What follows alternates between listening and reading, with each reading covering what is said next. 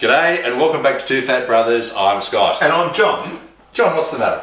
I'm confused. I'm confused. What are you confused about? Well, this doesn't look like my kitchen. There's a very good reason for that, John. It's not your kitchen. Ah, We're not filming today in our Hunter Valley studio. We're here in our secret Penrith studio. it's your kitchen. Exactly. Phew, So, I've John- got that sorted out. We did get that sorted out and I'm relieved. I'm relieved that you're no longer confused. Well, More than in that usual. particular area, yes. Indeed, John. Today, John. Oh, for heaven's sake. Yes, we're back. We're back to pizza. Now, look, I don't know how I managed. It was actually your idea. well, let's just go over this a bit. Do you remember that I remarked how surprised I was that it took us 4 episodes to get to pizza? I do. I remember that well. This is episode 6. and we're back to pizza. Here we are. Indeed. But there's a Very good, cleverly done. thank you, but there's a very good reason we're back, John. Today's pizza is being cooked on the KettlePizza. Still on the barbecue, but on the KettlePizza. And this is a fantastic device. I have to confess, I've not seen it actually cook, but I've seen it on video, and we've spoken many times about it on the phone, and I'm really, really looking forward to it. And this is the only dish I'm allowing to be cooked twice. Fine, John, and I accept your terms and conditions. And John, you may also recall that last time when we cooked in the Hunter Valley studio, it was a cold day, it was a wet day. We didn't really get the barbecue up as hot as it needed to be to cook a pizza properly. However, having said that, that pizza was superb. I think on the episode, I just really genuinely said how delicious it was. It was Absolutely. magnificent. In fact, I have heard you say in mixed company, John, since that you rate that as being one of the memorable dishes of your entire life. That's a big call. It's a huge call, John, knowing that you've eaten in Michelin star restaurants in France. I have indeed, but it was wonderful. There you go. Let's get cracking, John. I can't wait. Let's get started. Let's go to base camp. Let's go to base camp. Base camp, do you like that? Base. Base. Oh, base, as in pizza base. Yes, you know, first step on the ascent is base camp. I did. That's very good, John. That's very witty. Spur of the moment. I'm sorry I didn't get that. Yeah, I thought it was reasonably obvious, but still, Yeah, it's a I'll bit work on my material. It's a bit embarrassing, actually, when you don't pick up the obvious ones. So here we are. Now, John, these are our dry ingredients with one slightly damp one. We have 500 grams of Tipo 00 flour. Yep. We have a tablespoon of salt. We have a teaspoon of sugar. Helps the pizza go down. And To paraphrase Mary Poppins, that to is. paraphrase Mary Poppins. And we have a tablespoon of instant dry yeast. Today I'm going to be using the food processor method. That is using the trusty food processor here. You can use a mixer. There's no reason why you can't. Well, we did last time. We did last time and it did a great job, John. Food processor brings it together so quickly it's not funny. We're going to add our water, which is 200 ml of cold water and 100 ml of boiling water. That's exactly right. So I think we should just get cracking. Okay, Brilliant. over to you. Here we go, John, the food processor method. Yeah, well, I mean, I really think the food processor is a device that's made for something like this. Absolutely, John. I mean, you remember in the last episode that we did pizza, the entertaining value of me mixing the ingredients in a mixer. It was enthralling, but perhaps not everyone thought as enthralling as we did. It was perhaps as enthralling as watching paint dry. Perhaps slightly less. Now, just walk me through the ingredients. Oh, well, you did earlier, of course. You mentioned a not so dry ingredient. That's olive oil, yeah? That is extra virgin olive oil, correct, John? It wasn't a secret ingredient. I didn't do that to mislead anyone. There it goes in there, being poured in there, John. That's 1 tablespoon of extra virgin olive oil. Okay, and then lid on and Lid on and away you go. It's just on. It only has 1 speed. Flat out. Flat out. They're flat out. Well, they had 2 speeds: flat out and stop. Yes. And there it is. I mean, we're just mixing the dry ingredients now, and then we're just gradually now pouring in the lukewarm water. Now, when you make short crust pastry or any other pastry in a food processor, they say when it forms a ball around the blade. Yeah, exactly. And do we get that here too? We don't really see the ball around the blade because it is whizzing around extremely fast. but It's slow. You hear it start to... You hear it start to slow and start to work, and will see it sort of going around the inside of the bowl. Okay.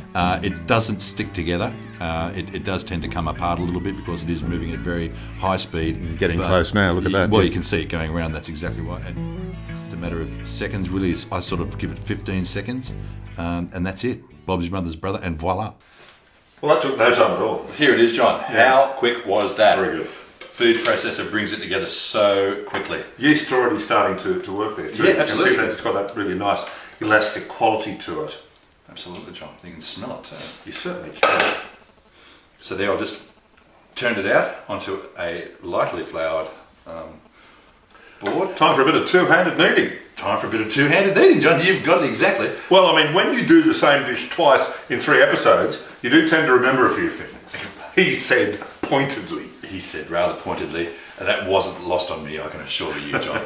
But now I'm going to knead this, and then we're going to put it in a To knead it is to want it. To knead it is to I want it. It's pizza.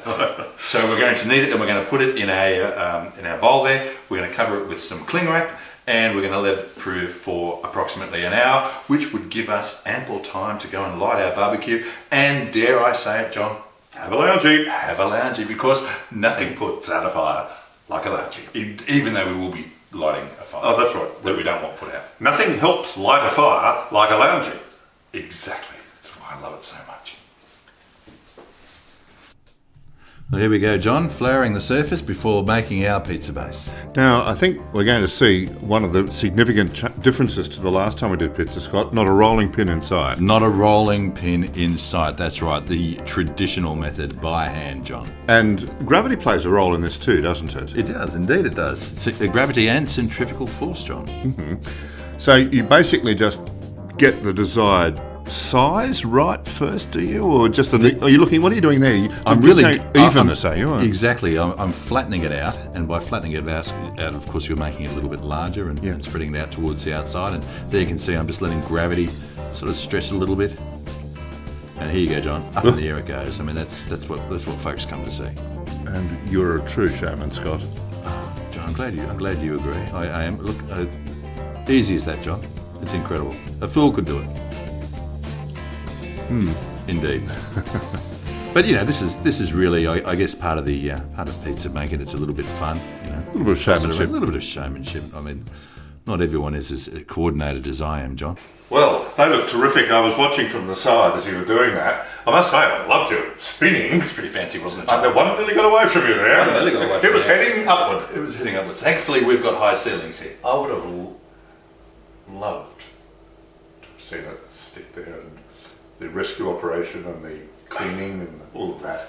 You would have seen it, but no one at home would. Okay, so next step is to dress the pizza, yeah? Next step is to dress the pizza, that's right, John. I'm going to put some rice flour on the peel, so that our pizza slides off nice and easy when we're putting it onto the barbecue, onto the KettlePizza. And then which is heating as we speak. Which is at industrial heat strength at the moment. It is really, really hot. And so we've got to get moving. Yeah, okay. Okay. Now here we are, John. The rice flour going on the pizza peel. Now, I think that's a very good point for novice pizza makers, using that rice flour to let the pizza slide off nice and smoothly. You can use polenta iron, and people do too, don't they? Absolutely, John. It does help to prevent a disaster, which we know is the pizza peel sticking to the pizza base. It does give a slightly grittiness to the bottom of the pizza, which I like. Oh, indeed, so do I. There's the passata, the tomato sauce going on. Exactly, that is really just tomato puree. On it goes. You can buy that from supermarkets. And, of course, we're going with the old faithful there, John. The margarita, the colours of the Italian flag. I've gone on a bit about margaritas, but I do really, really like them. It's, once again, just a combination of the tomato, cheese and basil.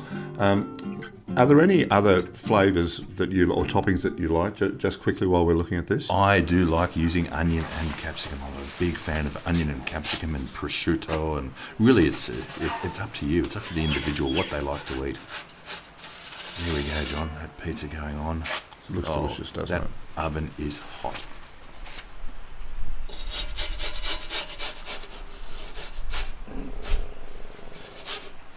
Oh, why don't stick?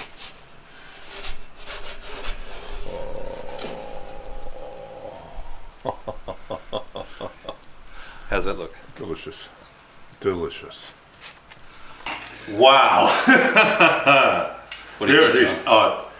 It looks delicious, but more importantly, it smells absolutely wonderful. Absolutely, it does. It has that beautiful wood aroma coming from the pizza. So on our next episode about pizza, No, this is it, John. We've done all we can on pizza now. We've seen it the looks magnificent. kettle pizza. We got it up to temp, John. We did indeed. It's well and truly over 500 degrees. That's Fahrenheit, of course. Of course. So, John, please Thank you. see what you think, and cheers. A loungy. A loungy, nothing puts out a fire like a loungy.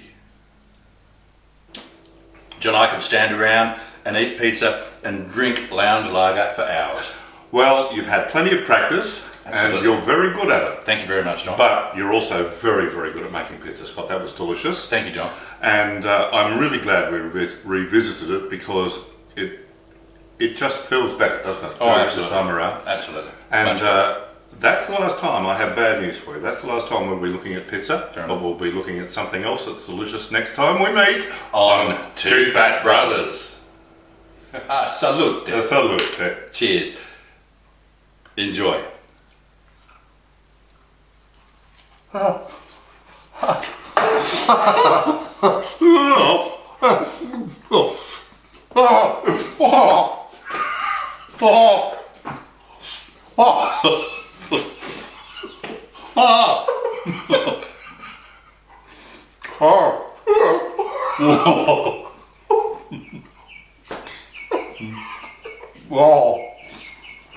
Excuse me, I'm just having another heart attack. That's not bad, is it?